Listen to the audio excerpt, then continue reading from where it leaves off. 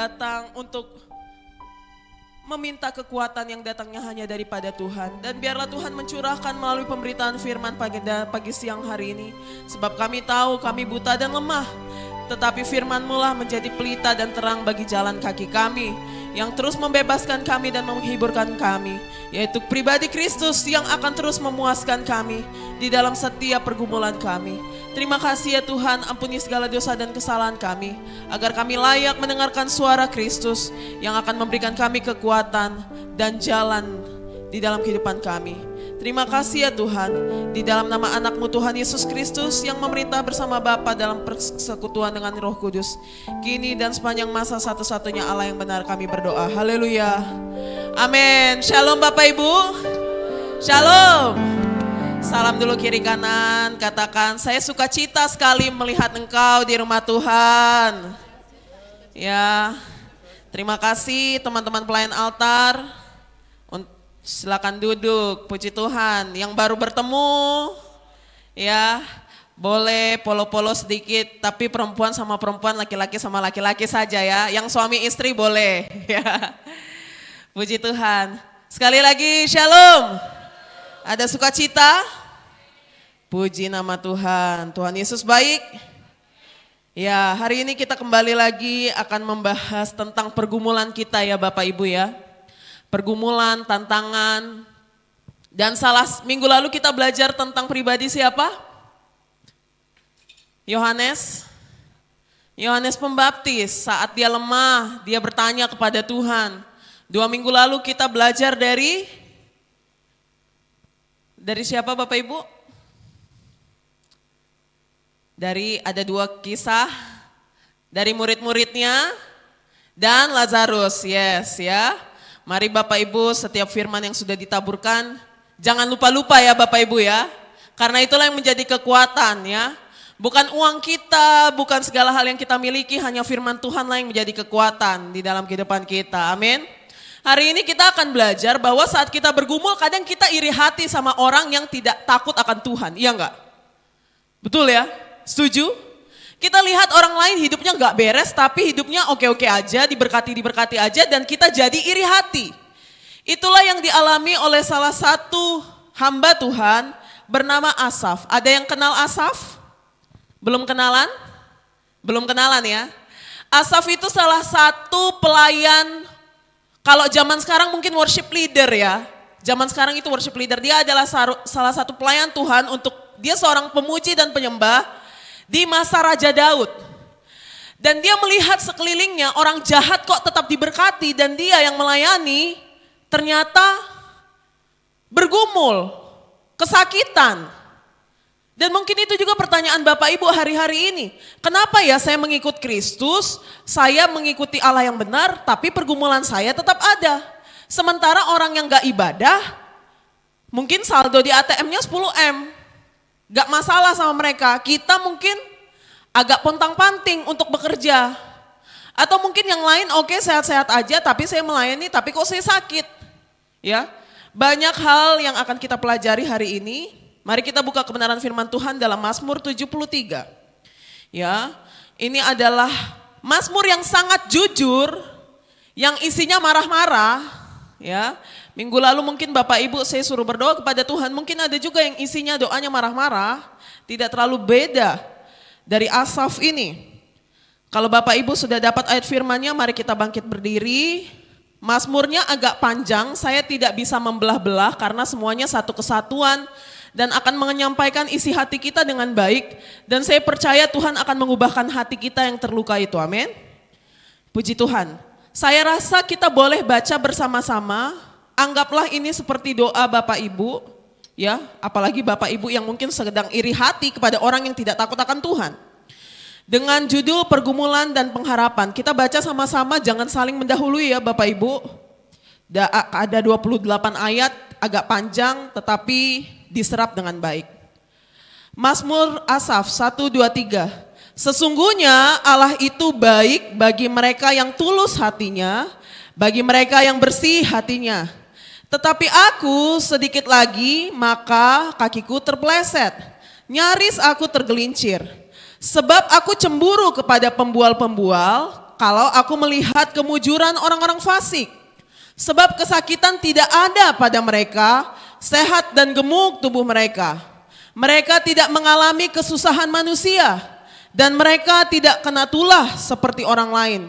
Sebab itu mereka berkalungkan kencongkakan dan berpakaian kekerasan. Karena kegemukan, kesalahan mereka menyolok. Hati mereka meluap-luap dengan sangkaan. Mereka menyindir dan mengatai dengan jahatnya. Hal pemerasan dibicarakan mereka dengan tinggi hati. Mereka membuka mulut melawan langit dan lidah mereka membual di bumi. Sebab itu orang-orang berbalik kepada mereka, mendapatkan mereka seperti air yang berlimpah-limpah. Dan mereka berkata, bagaimana Allah tahu hal itu? Adakah pengetahuan pada yang maha tinggi? Sesungguhnya itulah orang-orang fasik. Mereka menambah harta benda dan senang selamanya. Sia-sia sama sekali aku mempertahankan hati yang bersih dan membasuh tanganku tanda tak bersalah. Namun sepanjang hari aku kena tulah dan kena hukum setiap pagi. Seandainya aku berkata, aku mau berkata-kata seperti itu, maka sesungguhnya aku telah berkhianat kepada angkatan anak-anakmu. Tetapi ketika aku bermaksud untuk mengetahuinya, hal itu menjadi kesulitan di mataku. Sampai aku masuk ke dalam tempat kudus Allah dan memperhatikan kesudahan mereka. Sesungguhnya di tempat-tempat licin kau taruh mereka, kau jatuhkan mereka sehingga hancur. Betapa binasa mereka dalam sekejap mata, lenyap, habis oleh karena kedahsyatan. Seperti mimpi pada waktu terbangun ya Tuhan. Pada waktu terjaga, rupa mereka kau pandang hina. Ketika hatiku merasa pahit dan buah pinggangku menusuk-nusuk rasanya, aku dungu dan tidak mengerti, seperti hewan aku di dekatmu. Tetapi aku tetap di dekatmu, engkau memegang tangan kananku. Dengan nasihatmu engkau menuntun aku, dan kemudian engkau mengangkat aku ke dalam kemuliaan. Siapa gerangan ada padaku di sorga selain engkau? Selain engkau tidak ada yang kuingini di bumi. Sekalipun dagingku dan hatiku habis lenyap, gunung batuku dan bagianku tetaplah Allah selama-lamanya. Sebab sesungguhnya siapa yang jauh daripadamu akan binasa. Kau binasakan semua orang yang berzina dengan meninggalkan engkau. Tetapi aku suka dekat pada Allah. Aku menaruh tempat perlindunganku pada Tuhan Allah, supaya dapat menceritakan segala pekerjaannya. Amin. Inilah firman Tuhan, dikatakan berbahagia kita yang membaca, merenungkan, terlebih melakukan kebenaran firman Tuhan dalam kehidupan kita sehari-hari. Amin. Silakan duduk Bapak Ibu, puji Tuhan. Maafkan kelemahan saya yang lidah saya sering sekali terpleset ya. Puji Tuhan, Bapak Ibu sudah mulai memahami alurnya. Tadi saya katakan Asaf ini adalah seorang pemuji penyembah. Di zaman Raja Daud. Raja Daud ini apalagi terkenal ya dengan skillnya menulis mazmur. Minimal kalau mungkin seleksi pelayan altar kalau zaman sekarang. Ini pasti orang hebat. Ya kan? Mungkin setingkat WL Doc 4 gak setingkat sama Asaf ya kan. Ini luar biasa. Dia itu ditunjuk oleh Raja Daud juga untuk menjadi salah satu bagian dari pemuji penyembah di tabernakel, di bait Allah ya. Tetapi Asaf ini mengalami pergumulan. Dia mengalami pergumulan dan dia lihat orang-orang di sekelilingnya, orang-orang fasik tidak mengalami apa yang dia alami. Ini juga permasalahan kita. Kita datang ke gereja, kita setia kepada Allah, tetapi kita pikir itu akan membebaskan kita seharusnya dari pergumulan. Seharusnya orang fasik itu dihukum, anak Tuhan diberkati. Kita mikirnya gitu kan? Tetapi dia katakan, Asaf menulis, dia benar-benar cemburu. Ya. Sekarang pertanyaan pertama, sebelum kita membahas Mazmur ini secara mendalam. Saya mau nanya kepada Bapak Ibu, apakah Alkitab pernah berjanji? Di slide 3 teman-teman pelayan multimedia. Apakah Alkitab pernah berjanji bahwa orang yang hidup benar pasti lebih kaya dan makmur daripada orang fasik di dunia ini? Ada enggak janji itu di dalam Alkitab? Tidak ada ya. Inilah salah satu problem dari teologi kemakmuran. Ya. Ini adalah salah satu problem dari prosperity gospel karena teologi kemakmuran itu tidak mengajarkan kita secara komplit. Ya, tidak secara penuh. Bahkan prosperity gospel, Injil kemakmuran, Injil dalam tanda kutip, ya kan? Justru menjadi salah satu racun dalam tanda kutip yang berbahaya dalam dunia kekristenan modern sekarang. Karena kita yang tanpa sadar menganut prosperity gospel nanti akan mengucapkan kata-kata yang sama yang nanti akan kita bahas. Kalau Bapak Ibu tadi baca, sia-sia aku menjaga perilakuku. Ya. Mungkin Bapak Ibu, jadi yang hari ini Bapak Ibu alami, Injil kemakmuran membuat kita itu menjadi orang Kristen yang tidak logis, saya katakan. Tidak realistis, tidak biblikal, dan yang paling penting tidak memiliki dasar iman yang kuat dalam menghadapi tantangan. Kita lihat orang fasik sedikit, kita langsung iri. Karena kita pikir seharusnya kalau mengikuti Kristus, menyembah Allah yang benar, kita harusnya kaya raya, kita harusnya sehat-sehat saja, kita harusnya makmur. Dan saat itu tidak terpenuhi, saat ekspektasi kita gara-gara dalam tanda kutip Injil kemakmuran ini tidak terpenuhi, kita pasti kecewa sama Tuhan. Kita kecewa karena apa? Bukan Tuhan yang salah.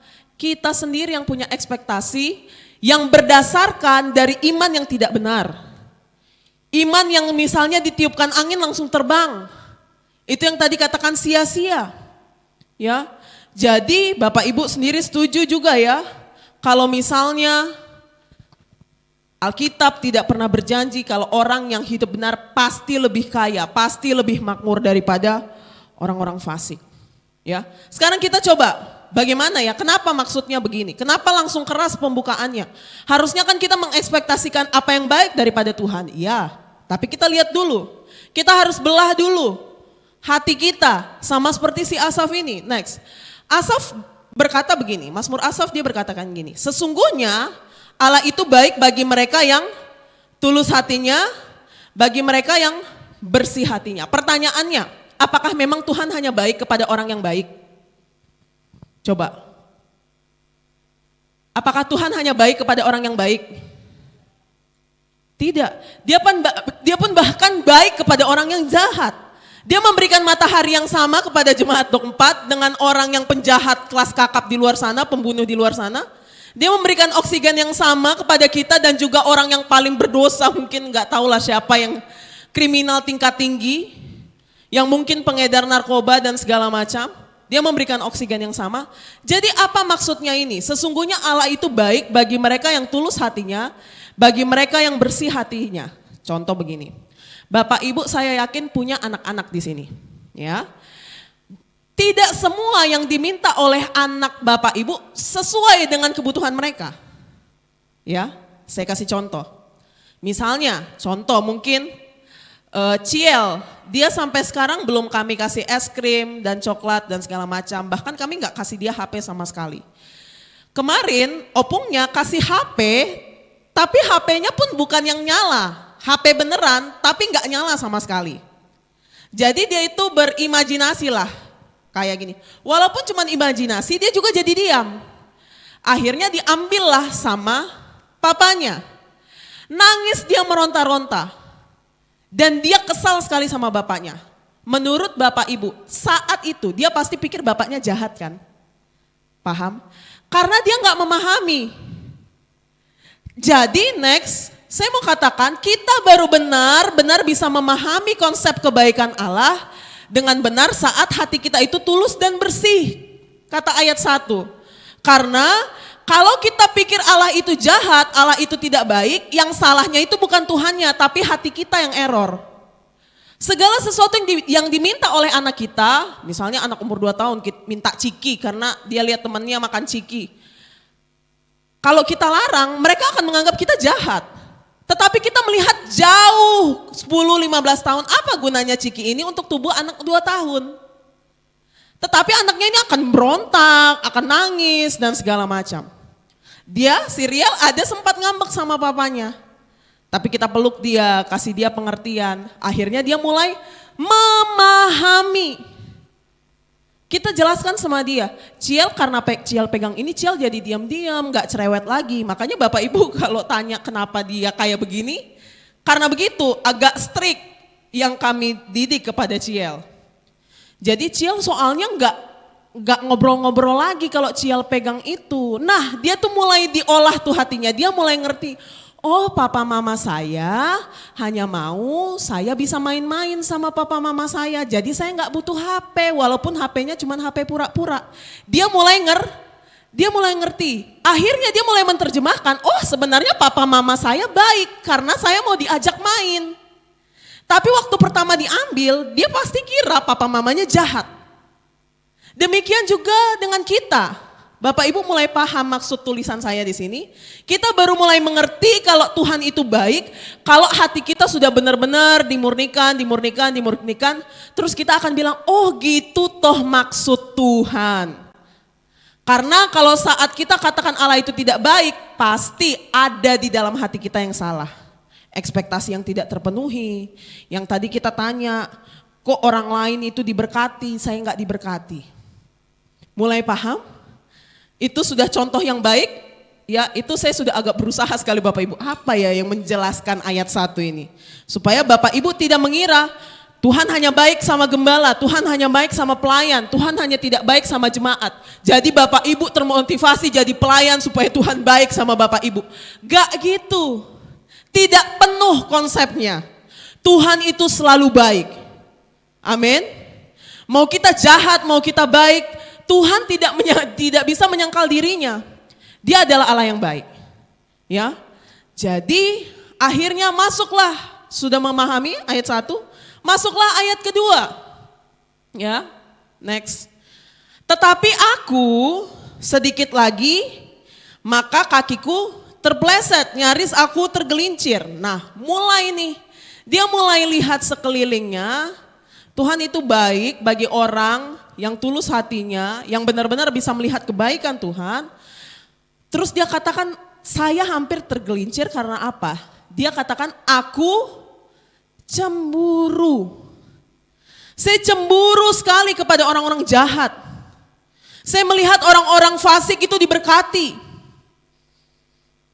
Asaf tidak bisa melihat kebaikan Tuhan yang di ayat 1 karena hatinya sudah cemburu. Sudah dipenuhi kecemburuan padahal dia seorang pelayan loh. Dia adalah salah satu yang orang seharusnya bergaul dekat dengan Tuhan. Tugasnya tiap hari di bait Allah. Tetapi itu saat ada suatu ekspektasi yang tidak terpenuhi, kita kira Tuhan jahat sama kita. Sama seperti anak-anak tadi yang gak dikasih langsung tantrum. Dikirain orang tuanya jahat. Karena apa? Ternyata si Asaf ini di ayat 3 mengukur baik dan buruknya Tuhan itu bukan dari kacamata Tuhan tapi dari kacamata dunia. Ya, dunia pikir kalau diberkati pasti Tuhan berkenan. Nah, kita pikir gitu kan? Kalau Tuhan berkenan kepada saya pasti diberkati. Nah, tetapi dia lihat faktanya, orang-orang fasik pun kaya raya, makmur-makmur. Jadi Bapak Ibu, saya mau katakan, ini selingan dari 1, 2, 3 ini next. Pesan sedikit saja untuk Bapak Ibu. Kita tidak akan pernah bisa mengerti kebaikan Tuhan saat kita hanya mengukur dari berkat jasmani dan materi saja. Saya ulangi.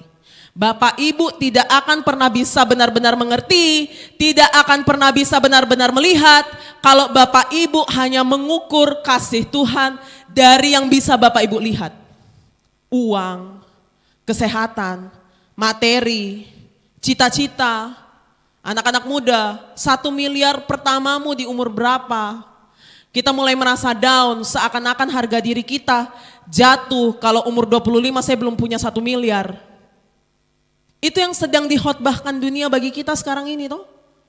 Mungkin 30 tahun lalu orang yang katakannya milioner itu tuh engkong-engkong yang udah opa-opa umur 50, 60 tahun yang bergelut di dalam investasi, bank dan segala macam. Wis, luar biasa. Sekarang kita lihat di YouTube, umur 21 tahun sudah punya 10M, umur 22 tahun sudah punya 50M. Kita mulai menggantungkan itu semua. Kok saya nggak bisa kayak gitu ya? Berarti Tuhan jahat sama saya. Apa yang harus saya lakukan supaya Tuhan baik sama saya? Paham? Jadi Bapak Ibu saya katakan, kita tidak akan pernah bisa mengerti benar-benar kebaikan Tuhan saat kita hanya mengukur dari berkat jasmani saja Bapak Ibu. Ya. Karena apa? Ya. Next, kenapa saya katakan begitu? Saya ringkas nih, kurang lebih apa yang dilihat oleh si Asaf. Katanya di ayat 4 orang fasik itu enggak sakit-sakitan. Sementara mungkin dia sakit-sakitan.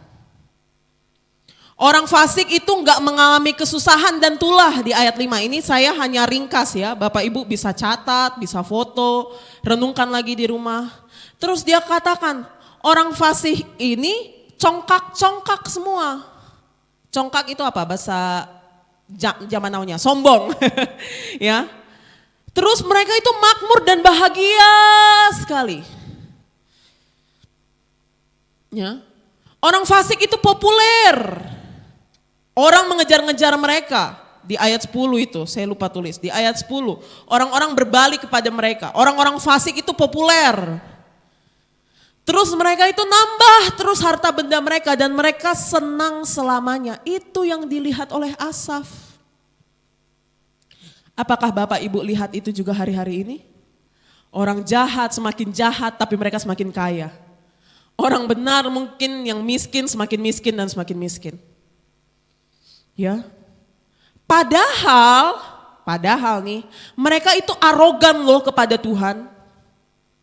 Coba Bapak Ibu baca ayat 8 sampai 9. Orang-orang fasik ini karena mereka luar biasa kayanya, luar biasa segala macam, mereka arogan kepada Tuhan. Coba kita baca ulang ayat 8 sampai 9. 1, 2, 3. Mereka menyindir dan mengata-ngatai dengan jahatnya. Hal pemerasan dibicarakan mereka dengan tinggi hati. Ayat 9. Mereka membuka mulut melawan langit dan lidah mereka membual di bumi. Di ayat 11, mereka ngejekin Tuhan ini. Dan mereka berkata, bagaimana Allah tahu hal itu? Adakah pengetahuan pada yang maha tinggi? Mereka ngejekin Tuhan seakan-akan Tuhan itu orang bodoh. Kekristenan sekarang agama yang paling banyak diejekin kan Bapak Ibu? Ya. Saya dalam sesekali kadang kalau saya scroll sosial media saya take it personal sekali. Mereka bilang orang Kristen tuh bodoh-bodoh, dungu-dungu, percaya dongeng. Ya, dengan segala macamnya. Dan itu pada faktanya toh. Negara-negara yang semakin pintar dan semakin advance bukanlah negara yang semakin mengenal Kristus. Mereka justru semakin mempersekusi kekristenan. Jepang, mungkin Amerika, liberalismenya luar biasa. Bahkan saya kemarin lihat dan saya agak tertarik dengan buku itu, saya pengen tahu pola pikir orang-orang ini ya. Buku tentang masyarakat tanpa Tuhan kah? Karena mereka lihat orang yang hidupnya tanpa Kristus, yang ateis, hidupnya damai-damai kok. Yang beragama ini yang biasanya bertengkar-bertengkar. Mereka langsung makin membual, mana ada Tuhan. Ya, jadi saya mau katakan Bapak Ibu, kita tidak akan pernah bisa memahami kebaikan Tuhan kalau kita hanya mengukur dari materi, dari kekayaan. Karena bisa saja Bapak Ibu kalau segala macam dikasih, sebagaimana anak-anak minta ciki, minta HP, minta PS, umur 5 tahun udah dikasih PS mungkin. Atau dikasih, dulu saya punya teman, kelas 1 SD ke sekolah bawa 10 juta apa kalau gak salah. Untuk apa gitu kan? Ngapain juga? Tapi dikasih. Saya yakin Ternyata jangan sampai kalau Tuhan adalah tipe Tuhan yang kasih aja, kaya. Orang Kristen ini kaya. Jangan-jangan kita jatuhnya kayak orang fasik, semakin makin membual, makin sombong di hadapan Tuhan. Jadi kita tidak bisa mengukur kebaikan Tuhan hanya sekedar materi, kekayaan, dan segala sesuatu yang kita lihat. Bapak Ibu mulai memahami ini? Kenapa saya katakan itu? Kembali ke PowerPoint. Karena justru PowerPoint-nya teman-teman multimedia di next. Saya mau katakan, penderitaan justru pergumulan kita semakin mengungkapkan kebutuhan hati kita kepada Tuhan. Bapak Ibu makin kaya makin gak butuh Tuhan, percaya. Karena sudah merasa aman dan damai. Mungkin kita katakan uang tidak bikin kita bahagia, tapi segala sesuatu yang membuat kita bahagia bisa pakai uang. Iya kan? Benar enggak? Mungkin beberapa bulan lalu saya katakan Bapak Ibu mungkin berpikir coba saja saya sedikit lebih kaya, saya pasti lebih bahagia. Padahal pergumulan yang Tuhan izinkan terjadi di dalam kehidupan kita akan mengungkapkan kebutuhan hati kita kepada Tuhan. Kita semakin bergantung, semakin berharap kepada Tuhan. Setelah dilihat semua Asaf begini, orang fasik A, B, C, mereka membual, mereka semakin sombong, akhirnya muncullah perkataan ini, next. Sia-sia. Sia-sia sama sekali aku mempertahankan hatiku yang bersih. Dan membasuh tanganku tanda tak bersalah. Namun sepanjang hari aku kena tulah dan kena hukum setiap pagi. Aku setiap hari menjaga kehidupanku. Setiap hari aku melayani di tabernakel. Semua itu sia-sia katanya. Wah, inilah kalau kita gantungkan kasih Tuhan kepada yang bisa kita lihat. Mulai paham? Mungkin kalau saya bahasakan dengan zaman sekarang, mungkin Bapak Ibu katakan begini. Ya sia-sialah saya ibadah tiap minggu. Sia-sialah saya komsel. Sia-sialah saya kasih persepuluhan misalnya. Ya kan? Sia-sialah aku hidup kudus. Sia-sialah aku nggak main-main komisi kah, korupsi kah dan segala macam. Berarti sia-sia sudah semua itu. Ternyata motivasi hidup Asaf selama ini untuk hidup benar, ternyata supaya mendapat apa yang dicari orang-orang fasik. Dengar. Ternyata selama ini Asaf mempertahankan hatinya bersih, membasuh tangannya itu salah satu tradisi orang Yahudi untuk penyucian ya. Penyucian, makanya dulu kalau next waktu zaman Tuhan Yesus, orang-orang Farisi mempermasalahkan mereka murid-murid Tuhan Yesus makan gak cuci tangan karena itu najis. Dia katakan sia-sia aku membasuh tanganku, artinya dia terus menyucikan dirinya. Sia-sia aku mempertahankan kelakuanku, karena tiap hari pun saya menderita. Wah. Apakah Bapak Ibu pernah merasakan ini? Ternyata sia-sia saja saya melayani. Toh doa saya juga gak didengar Tuhan. Sia-sia saja selama ini. Karena Bapak Ibu, dunia semakin menipu kita. Percaya. Dan jangan, kalaupun terjadi, kalaupun Bapak Ibu pernah merasakan kesia-siaan ini, oleh karena itu Kristus datang, memberikan contoh, salah satu hambanya yang juga menyebutkan perkataan yang sama, sia-sia sama sekali. Enggak sia-sia sama sekali itu artinya apa? Enggak ada gunanya saya melayani, enggak ada gunanya saya hidup kudus, toh saya juga menderita. Karena yang dia ekspektasikan minimal dia hidup bahagia, minimal dia hidup sehat, minimal mungkin badannya proporsional, mungkin dia kurus kering gitu. Iya kan?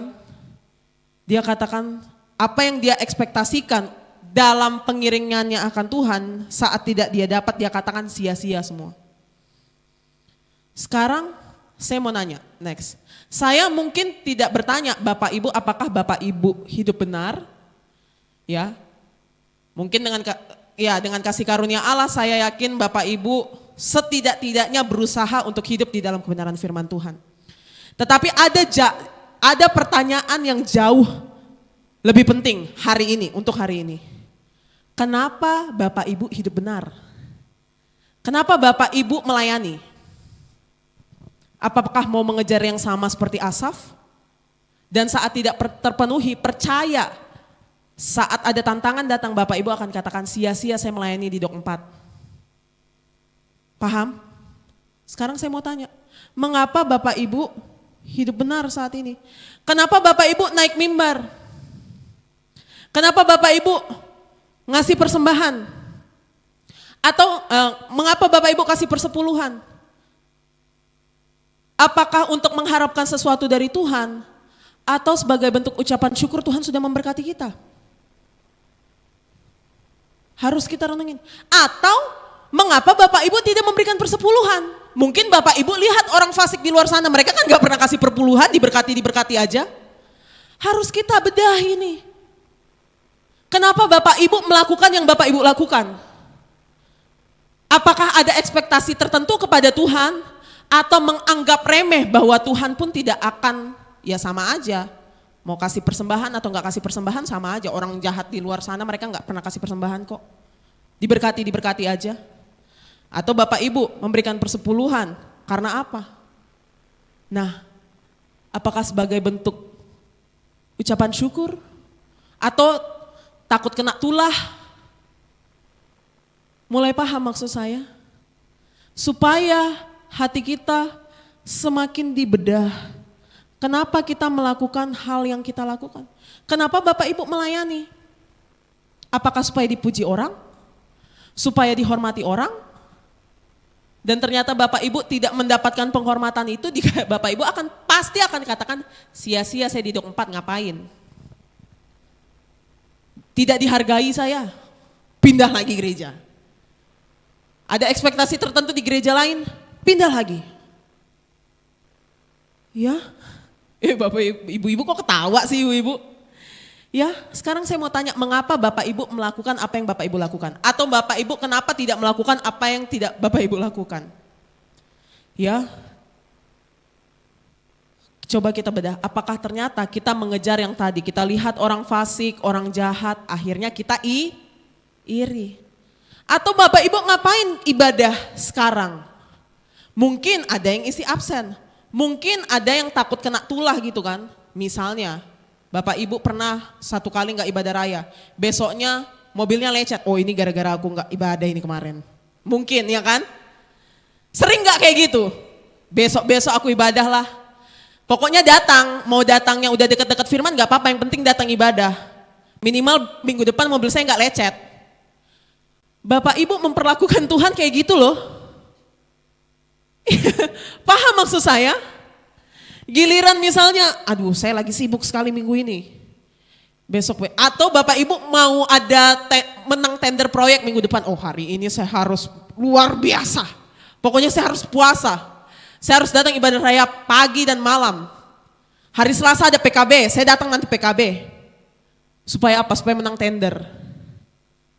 Giliran gak menang, kita minta Tuhan kan kemarin saya ibadah. Lah. Paham maksud saya? Coba Bapak Ibu jawab sendiri, renungkan. Ya. Bapak Ibu jangan tersinggung, misalnya kalau saya tanya, kenapa Bapak Ibu datang ibadah tapi terlambat? Padahal saya gak pernah merubah-rubah jadwal ibadah. Tiba-tiba jam 9, tiba-tiba jam 12, tiba-tiba jam 7 pagi, kan enggak. Kenapa ya? Kita harus membedah itu. Supaya apa? Benar ya Bapak Ibu ya, ini Roh Kudus dengan lembut sedang mengajar kita. Halo. Kenapa kita melakukan hal yang kita lakukan sekarang? Itu harus dipertanyakan. Karena pelayan sekali berasaf pun pernah ngamuk-ngamuk sama Tuhan, dia katakan sia-sia yang saya kerjakan. Ya, apakah kita ibadah untuk menyatakan kita membutuhkan pertolongan Tuhan? Bahwa kita tidak bisa, atau hanya untuk isi absen daripada nanti di chat ibu gembala, Bu bagaimana kabarnya, kok gak ibadah? Gak enak saya jawabnya yang gitu-gitu. Minimal kan kalau kalau praise and worship kan bu gembala belum lihat nih. Waktu khotbah aja dia mulai lihat mana ini yang gak datang.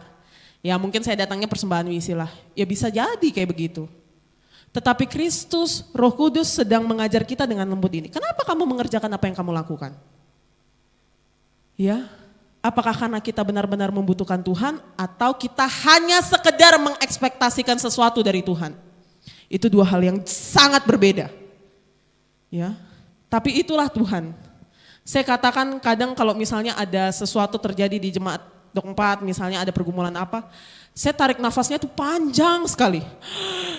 Saya katakan Tuhan ini luar biasa sabarnya ya. Saya aja gak sabar ini melihat ini. Ini baru Dok 4, belum gereja lain misalnya. Iya kan? Karena apa? Tuhan baik sekali bagi kita. Oleh karena itu dia dengan lembut sekarang bertanya, kenapa kamu melakukan apa yang kamu lakukan sekarang?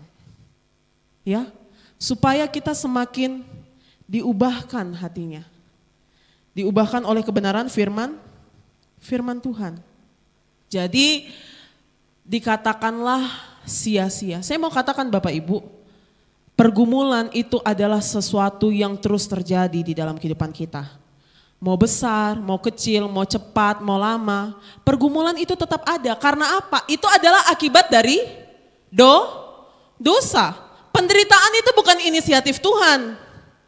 Ya, secara doktrinal karena manusia jatuh ke dalam dosa makanya ada penderitaan. Tapi ini perhatikan saya. Pergumulan memang akibat dari dosa. Tapi bagi orang fasik yang Bapak Ibu iri di luar sana, saat mereka bergumul, percayalah bagi mereka itu hanya penghukuman akibat dari dosa. Tapi bagi orang-orang benar, dengar saya. Oke, orang benar bergumul, tapi Tuhan tidak akan meninggalkan kita. Karena apa? Pergumulan itu yang seharusnya akibat dari dosa kita itu sangat bisa dipakai Tuhan untuk mendatangkan kebaikan. Itu bedanya. Next. Jadi ini saya tadi berusaha gimana ya menjelaskannya ya. Karena saya kasih tahu, saya udah beberapa minggu ini kasih tahu Bapak Ibu, bahasa Indonesia saya itu terbatas sekali. Terbatas sekali, jadi saya berusaha bagaimana menyusun kalimat ini dengan benar. Oke, Bapak Ibu paham, kita setuju pergumulan dan penderitaan adalah akibat dari dosa. Allah menciptakan langit dan bumi, menciptakan semesta ini bukan untuk menderita. Tetapi karena manusia jatuh ke dalam dosa, akhirnya ada pergumulan, ada penderitaan karena ada keterpisahan dari Allah. Namun bagi orang fasik saat mereka di luar sana, orang-orang ateis di luar sana, mereka akan bertanya begini, kalau Tuhan ada kenapa kita menderita? Kenapa ada peperangan? Karena apa? Bagi mereka pergumulan dan penderitaan hanyalah akibat dari dosa. Tetapi bagi pengikut Kristus, Tuhan sangat bisa menggunakan pergumulan dan penderitaan kita untuk mendatangkan kebaikan. Jadi bukan hanya sekedar akibat dari dosa, tetapi akibat dari dosa itu Tuhan pakai untuk mendatangkan kebaikan bagi orang-orang yang mengasihi Tuhan. Mulai paham perspektif Bapak Ibu tentang penderitaan, tentang pergumulan? Itu bedanya kita sama orang fasik. Sehingga saya mau katakan sebenarnya sia-sia kalau kita iri sama mereka. Karena mereka pun pasti ada pergumulannya. Tapi bagi mereka itu hanya penghukuman dan membuat mereka semakin putus asa. Tetapi bagi pengikut Kristus, kita yang bergumul, kita punya pengharapan karena Tuhan pasti bekerja melalui pergumulan kita untuk mendatangkan kebaikan. Supaya iman kita semakin kuat, supaya kita semakin bergantung dan berharap kepada Tuhan. Supaya hati kita semakin diekspos kalau saya betul-betul membutuhkan Tuhan. Dan di situ kita semakin bertumbuh dan berbuah di dalam Kristus. Paham? Sehingga bagi rasul-rasul yang dulu menderita, mereka mah senang-senang aja. Karena mereka tahu pergumulan mereka, di tengah pergumulan mereka, mereka punya pengharapan yang tidak sia-sia. Itu bedanya. Jadi Bapak Ibu mulai memahami Ya. Itulah baiknya Tuhan itu. Asaf, dia marah-marah, dia merasakan sia-sia saya kerjakan ini semua Tuhan. Tetapi, next, Tuhan tidak biarkan dia begitu saja. Ya sudahlah, gak pantas kau jadi worship leader saya, pergi aja kau sana. Kau merasa sia-sia gak usah. Gak butuh juga aku sama pelayananmu. Gak gitu Tuhan. Tuhan bikin titik balik. Karena Bapak Ibu tadi lihat ke bawah toh, ada mazmurnya makin indah dia. Bahkan salah satu mazmur yang paling terkenal, walaupun hatiku dan dagingku habis lenyap. Itu kan terkenal sekali, salah satu mazmur yang terkenal. Ya kan? Bapak Ibu tahu mazmur itu tapi Bapak Ibu gak tahu siapa yang nulis kan. Nah inilah si Asaf ini, udah kenalan ya? Ya. Jadi titik balik hidup Asaf, dia itu ternyata tidak berhenti kepada perasaannya yang marah-marah. Tetapi Asaf dibawa Tuhan untuk memproses perasaannya itu.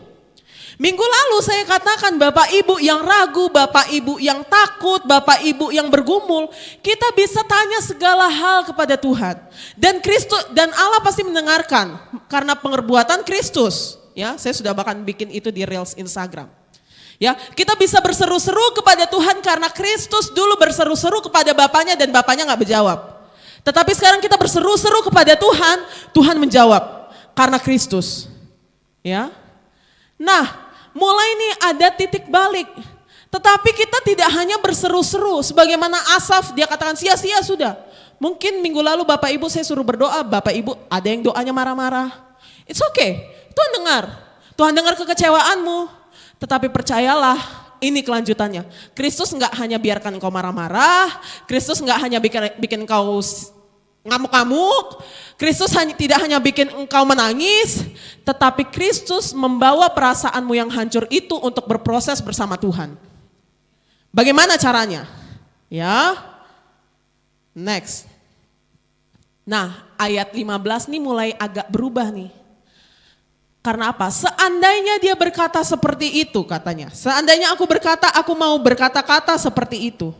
Maka sesungguhnya aku telah berkhianat kepada angkatan anak-anakmu. Nah dia mulai diintrospeksi dengan firman sendiri. Mulai agak berubah nada intonasi di dalam mazmurnya. Bahkan dia lanjutkan. Tetapi ketika aku bermaksud untuk mengetahuinya hal itu menjadi kesulitan di mataku. Dia sulit mengerti. Di ayat 16 dia berusaha mencari jawaban, tetapi dia tahu jawaban itu tidak dapat dia miliki dengan kekuatannya sendiri. Halo, saya ulangi, Bapak Ibu masih fokus sama saya, ya, supaya benih yang saya taburkan ini gak jatuh sia-sia. Jadi saya agak berusaha pelan-pelan. Dia mulai agak berubah nada mazmurnya, dia mulai berbalik sedikit, tapi kalau saya tetap di sini, tetap iri hati ini, sepertinya saya berkhianat. Dia berusaha mencari jawaban, kenapa ya saya menderita, orang fasik tetap diberkati. Dia berusaha mencari jawaban, tapi gak mungkin bisa dia dapat jawabannya dengan kekuatannya sendiri. Kalau gitu dia dapat jawabannya dari mana? 17. Kita baca sama-sama. 1, 2, 3. Sampai aku masuk ke dalam tempat kudus Allah dan memperhatikan kesudahan mereka. Dia bertanya-tanya nih, kenapa yang orang fasik ini udah suka-sukanya kepada Tuhan, membual, mereka itu sombong. Kenapa ya mereka tetap diberkati? Dia bertanya, dia gak bisa dapat jawabannya itu, tetapi dia mendapat jawaban saat ada pertemuan di dalam tempat kudus Allah. Ya, Bapak Ibu masih bersama-sama dengan saya. Jadi setelah dia mengalami pertemuan dengan Tuhan, saya mau katakan Bapak Ibu, pertanyaan apapun di dalam kehidupanmu saat ini hanya bisa engkau jawab dengan pertemuan dengan Allah. Di dalam tempat kudusnya Allah, karena dia katakan sampai aku masuk baru aku mulai lihat jawabannya. Setelah aku bertemu dengan Tuhan, aku mulai mengerti kenapa ini terjadi di dalam kehidupan saya dan kenapa itu terjadi di dalam kehidupan mereka. Karena ada pertemuan dengan Allah. Ya, kembali ke PowerPoint. Jadi bahasanya sampai aku masuk ke dalam tempat kudus Allah, baru dia ngerti. Dia mulai memperhatikan. Next. Jadi saya rangkum begini. Setelah dia bertemu dengan Allah, dia mulai ngerti. Ini ringkasannya, apa yang dia lihat dari pertemuan Allah? Ternyata Bapak Ibu baca pertama apa? Orang fasik mungkin kelihatannya aja aman, tapi mereka berdiri di atas tempat yang licin. Artinya mereka sewaktu-waktu pasti tergelincir dan pasti binasa. Itu yang dia temukan sejak dia bertemu dengan Tuhan. Pertanyaannya, kemarahannya dijawab oleh Tuhan saat Tuhan membukakan matanya.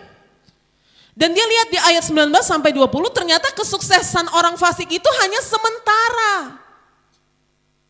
Ya, saya mau katakan Bapak Ibu, pergumulan kita, oke, di sini banyak pergumulan, tapi percayalah, ini bukan hidup yang terbaik yang akan dikasihkan Tuhan.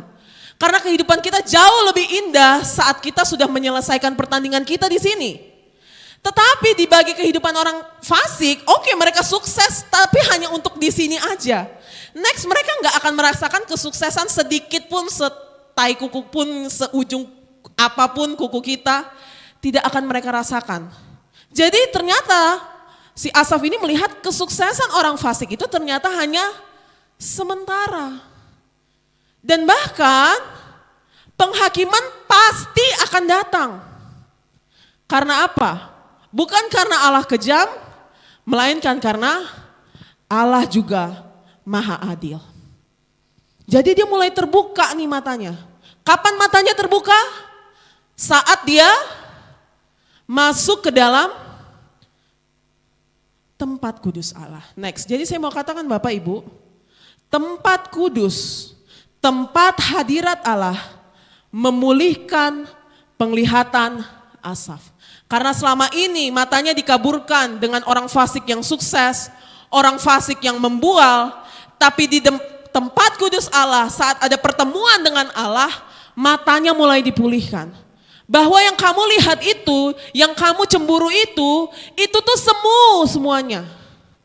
Itu hanya sementara. Mereka berdiri seperti di atas tempat yang licin, yang waktu tergelincir langsung binasa, habis. Ya, jadi di tempat kudus, Tuhan memulihkan penglihatannya. Tempat kudusnya ini apa sekarang pertanyaannya? Tadi saya katakan dia seorang pemimpin pujian di mana?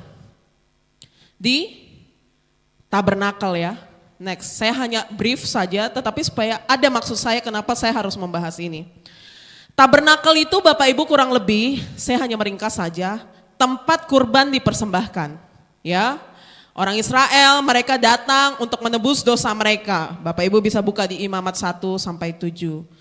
Di situ juga tempat imam mewartakan firman. Janji Allah diajarkan, dibacakan, dinyanyikan. Mereka cerita bahwa Israel sudah begini-begini, mengalami penyertaan Tuhan begini-begini. Oleh karena itu kamu harus hidup begini-begini. 10 titah Tuhan dibacakan terus-menerus. Sehingga karena ada kurban, ada pewartaan firman, maka kehadiran Allah pasti dialami. Karena apa? Di tabernakel itu ada tabut perjanjian. Tabut perjanjian itu di masa perjanjian lama melambangkan kehadiran Allah di tengah Israel. Kalau mereka berperang, mereka bawa tabut perjanjian pasti menang tuh. Karena berarti Allah menyertai mereka. Kalau entah tabut perjanjian entah di mana-mana, percayalah di situ pasti Israel kalah. Karena Allah tidak menyertai mereka. Jadi ada kurban dipersembahkan, ada pewartaan firman, kehadiran Allah nyata juga di dalam tabut perjanjian. Oke?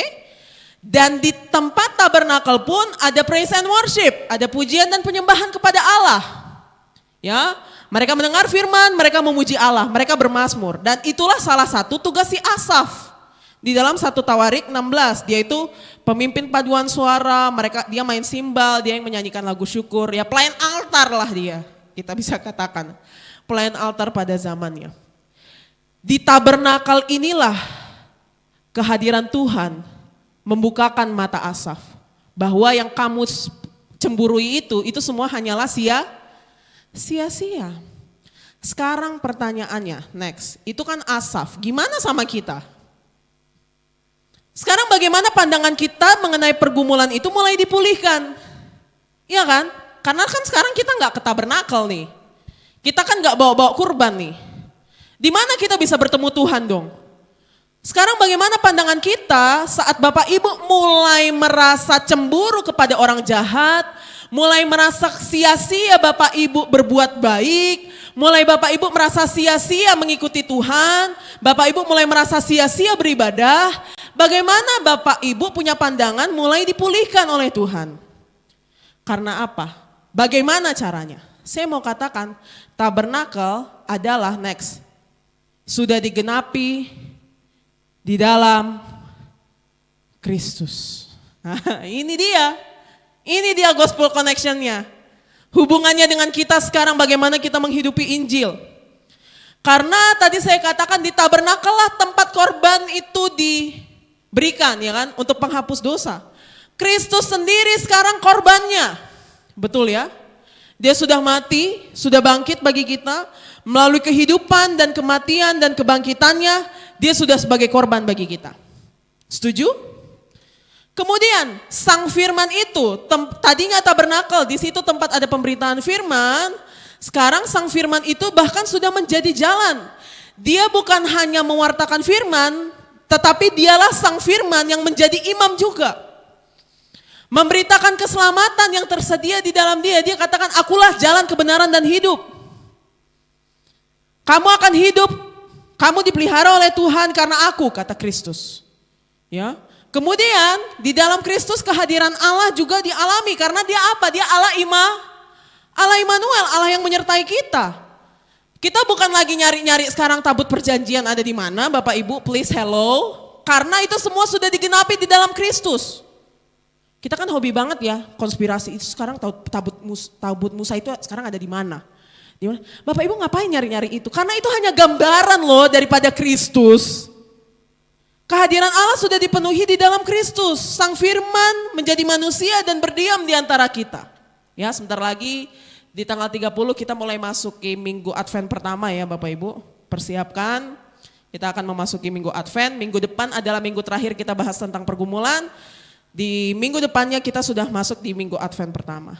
Dan yang keempat adalah praise and worship. Segala pujian dan penyembahan kita bukan kita tujukan kepada siapapun tetapi hanya kepada Kristus. Filipi 2, karena Tuhan, karena hanya bagi Dialah segala kuasa, bertekuk lutut dan mengaku Yesus Kristus adalah Tuhan. Bapa berkehendak kita menyembah Kristus. Ya, praise and worship Kristus sebagai fokus dalam penyembahan, bukan diri kita, bukan show kita. Bukan worship leadernya, tetapi Kristus sebagai fokus di dalam penyembahan. Inilah yang akan membukakan mata Bapak Ibu saat Bapak Ibu mulai iri, saat Bapak Ibu mulai merasa sia-sia Bapak Ibu mengikuti Kristus. Saya mau katakan, mata Bapak Ibu akan dibukakan saat Bapak Ibu bertemu dengan Kristus. Bahwa Kristus lebih daripada cukup, bukan soal kamu kaya atau tidak, tetapi Kristus adalah bagianmu selama-lamanya.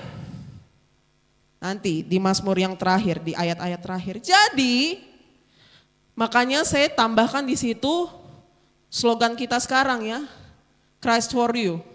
Yang menerjemahkan visi misi dong 4. Jadi Bapak Ibu, pergumulan apapun saya mau katakan, permasalahan sakitmu, permasalahan keuanganmu, itu semuanya itu jawabannya hanya satu, Kristus.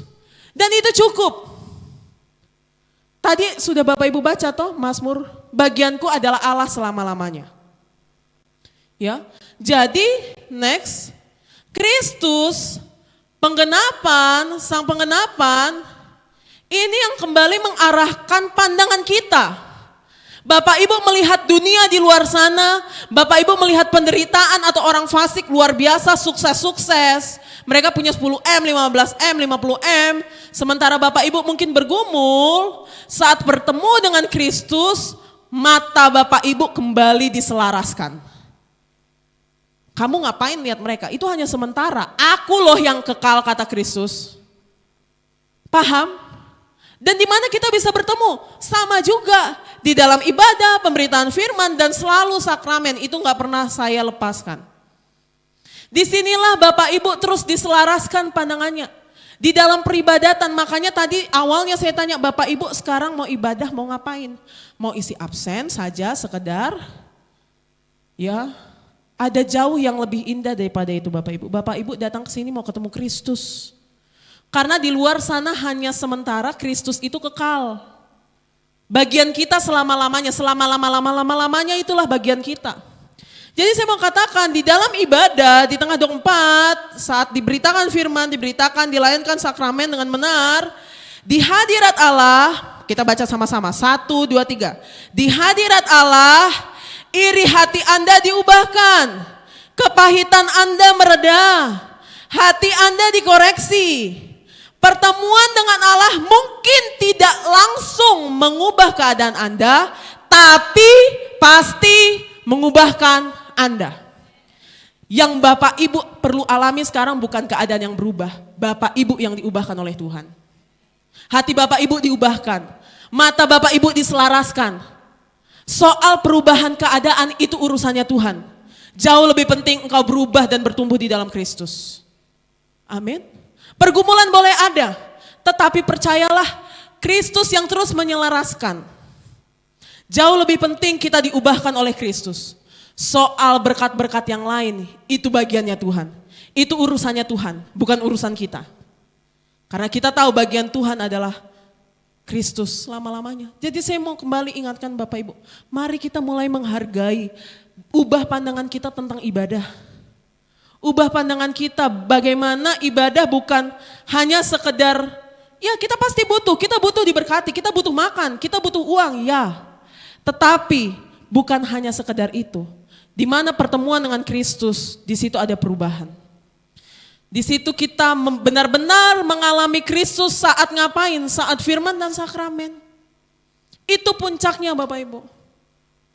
Mungkin Bapak Ibu keadaannya tidak langsung berubah, bisa juga langsung berubah. Itu kan ketetapan Tuhan. Tetapi percayalah hatimu diubahkan. Hatimu mulai diselaraskan. Seperti lagu tadi. Hatiku diselaraskan, Dia berikanku kekuatan untuk berjalan mengikut Yesus. Jadi saya mau katakan Bapak Ibu, pujian-pujian yang tadi dinaikkan itu bukan sekedar itu untuk semakin menyelaraskan, oh ini toh maksudnya. Supaya Bapak Ibu semakin mengerti apa kehendak Tuhan dalam Bapak Ibu. Amin. Ya, tenang Bapak Ibu, jangan mulai gelisah, saya sudah mau selesai. Ya, Bapak Ibu udah mulai awang-awang atau masih fokus? Ya. Ya. Jadi Bapak Ibu, kita kembali kepada Asaf. Setelah pandangannya diselaraskan, saat pandangan Bapak Ibu diselaraskan, saat Bapak Ibu sudah mulai berubah pandangan Bapak Ibu tentang ibadah, bahwa Bapak Ibu ibadah mau menerima Kristus, diberikan kekuatan, diubahkan. Next, Bapak Ibu akan mengalami hal yang sama yang dialami oleh Asaf. Ada pertobatan. Setelah dia lihat kebenarannya, setelah dia bertemu dengan Allah, dia katakan ternyata aku bodoh ya. Itu bahasa modernnya, bahasa simpelnya supaya Bapak Ibu ngerti. Jadi waktu mulai dia susah dengan segala macam, terus akhirnya dia melihat, dia bilang ternyata aku bodoh ya selama ini ya. Ternyata aku dungu ya selama ini ya. Ternyata itu kebodohan kalau saya iri hati dengan orang fasik. Saat dia bertemu dengan Kristus, dia bilang ternyata aku bodoh ya. Saat dia bertemu Allah, dia katakan bahkan seperti hewan. Hewan itu apa? Benar-benar gak bisa diatur ya. Gak ngerti apa-apa. Ternyata aku tuh dungu loh, ternyata aku tuh bodoh loh. Ternyata aku tuh kurang ajar loh. Ternyata aku tuh gak ngerti apa-apa loh. Sama seperti contoh saya tadi, anak-anak kita gak mengerti semua hal yang kita kasih sama mereka. Tapi semakin dewasa mereka, oh ternyata dulu orang tua saya begini, karena saya begini. Saya yakin Bapak Ibu juga mengerti. Dulu Bapak Ibu gak ngerti kenapa orang tua Bapak Ibu begitu. Tapi udah dewasa Bapak Ibu udah jadi orang tua, ternyata ini tuh dulu maksud orang tua saya. Demikian juga dengan si Asaf, setelah dia bertemu dengan Allah, dia bilang ternyata aku bodoh ya. Ternyata aku gak ngerti apa-apa. Ternyata Allah jauh lebih mengerti apa yang saya butuhkan. Allah jauh lebih tahu. Ya, dia bertobat. Di dalam ibadah selalu ambil kesempatan Bapak Ibu untuk mengaku dosa di hadapan Tuhan. Bahwa engkau bodoh, engkau ternyata tidak mengerti. Tetapi inilah kebaikan Tuhan. Next. Ternyata walaupun aku bodoh-bodoh gini, kata Asaf, ternyata walaupun saya dungu, gak ngerti apa-apa, apa itu yang saya garis bawahi? Engkau memegang tangan kananku. Wah, luar biasa sekali. Walaupun saya dungu, ternyata saya tetap dekat-dekat dekat loh sama Tuhan. Walaupun saya dungu, Tuhan gak langsung melemparkan saya, kau sudah tidak pantas lagi jadi worship leader, kau tidak pantas lagi memuji dan menyembah saya. Ternyata walaupun saya masih di dalam keadaan dungu, kata Asaf, saat saya gak ngerti apa-apa, saat saya marah-marah, ternyata saya baru sadar Allah tetap memegang tangan kananku. Saya mau katakan Bapak Ibu, inilah inti teologi kekristenan. Injil bukan berbicara tentang apa yang kita lakukan untuk Tuhan, tetapi apa yang Tuhan lakukan untuk kita. Walaupun kita dungu, banyak marah-marahnya sama Tuhan, banyak kekecewaan yang mungkin kita alami karena ekspektasi-ekspektasi kita yang tidak terpenuhi, padahal karena kita yang salah, Tuhan masih memegang tangan kita. Dan itulah kenapa firman ini datang kepadamu saat ini. Mungkin Bapak Ibu katakan, saya lagi enggak gini kok, saya merasa mengikut Tuhan tuh baik-baik saja, saya enggak ada masalah. Saya enggak merasa sia-sia semua. Kita enggak tahu 1 tahun, 2 tahun lagi Bapak Ibu mengalami apa. Firman ini sudah datang kepada Bapak Ibu duluan. Ya, jadi ternyata Asaf katakan, walaupun aku tidak setia, kamu setia loh Tuhan. Engkau memegang tanganku loh Tuhan. Jadi saya mau katakan walaupun kita masih dungu, Kristus masih mengasihi kita saat ini. Dan dia katakan di ayat 24, kita baca sama-sama 1, 2, 3. Dengan nasihatmu engkau menuntun aku dan kemudian engkau mengangkat aku ke dalam kemuliaan. Nah ini dia. Ternyata Tuhan tidak hanya memegang tangan kita, tetapi dia tuntun kita. Sini, gini loh. Engkau yang saat ini bergumul, percayalah, kau mungkin gak lihat tetapi Kristus masih memegang tanganmu. Dia tuntun engkau dan engkau akan dipermuliakan oleh Allah. Karena apa? Karena Kristus yang kerjakan. Semua sudah selesai, dia kerjakan di atas kayu salib. Amin. Jadi inilah janji Kristus next, bahwa tangan Tuhan menjagamu, firman Tuhan membimbingmu, kemenanganmu bersama Kristus. Karena Kristus sudah menang, itu sudah menjadi bagianmu. Pergumulan boleh ada, tapi percayalah di dalam Kristus engkau pasti menang di dalam pergumulan itu. Ini janji dia. Tangan dia pegang engkau, firmannya terus membimbingmu. Oleh karena itu mari terus beribadah, karena itulah pembimbingan kita, jalurnya. Bukan kita mau ke kanan, ke kiri, ke kanan, ke kiri. Enggak Tuhan, saya mau ke kanan, saya mau ke kiri. Tidak, firman Tuhan yang membimbing kita. Firman Tuhan gak abstrak, dia jelas. Dan kemenangan di dalam Kristus. Karena Kristus sudah menang. Menangnya bukan permasalahan kaya atau miskin. Permasalahan hidup dan mati. Dia mengalahkan maut. Jadi mulailah masuk ke Mazmur yang terkenal yang Bapak Ibu tahu. Tapi Bapak Ibu gak tahu siapa yang tulis. Next. Siapakah gerangan ada padaku di sorga selain engkau? Selain engkau tidak ada yang kuingini di bumi. Sekalipun dagingku dan hatiku habis lenyap, gunung batuku dan bagianku tetaplah Allah selama-lamanya. Ini bedanya ayat pertama sama mulai ayat-ayat terakhir. Awalnya dia berkata dia cemburu, dia iri hati. Dia awalnya katakan bagian mereka lebih baik. Tetapi iman, Injil, endingnya saat sudah ada pertemuan dengan Tuhan, dia bisa berkatakan, Allah itu sudah cukup jadi bagianku.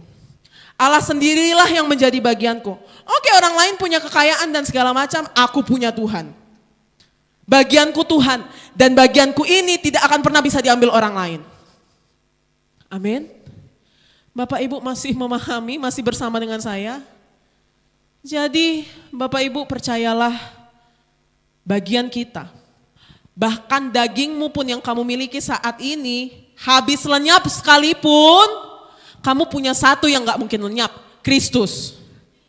Amin. Oke, kekayaan kita mungkin kita sudah tidak punya. Daging kita mungkin sekarang sedang lemah. Daging kita habis sekalipun, satu yang gak pernah habis, yaitu Allah. Bagian kita selama-lamanya. Amin. Bukankah itu jauh lebih indah? Sesuatu yang jauh lebih indah daripada kekayaan yang engkau iri awalnya. Jadi next saya mau katakan, ada Kristus di dalam Mazmur 73. Ya.